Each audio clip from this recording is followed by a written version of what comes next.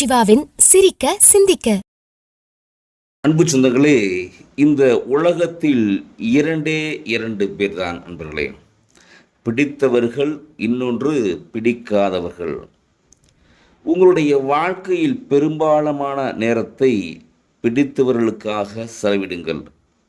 அது உங்கள் மனதை ஈரப்படுத்தும் அன்பர்களே. பிடிக்காதவர்களை பற்றி ஒரு சில நிமிடங்கள் செலவிடுங்கள்.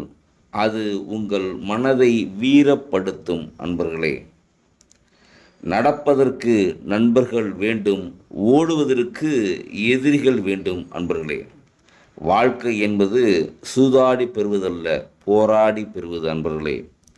வாழ்க்கையில் எப்பொழுதுமே நமக்கு அடுத்த கட்டத்திற்கு போகணும் அப்படின்னு நினச்சின்னா ஒரு எதிரிகள் வேண்டும். அப்போ தான் அவமானப்படும் பொழுதே நாம் வீறு கொண்டு எழ முடியும். நன்றி, வணக்கம்.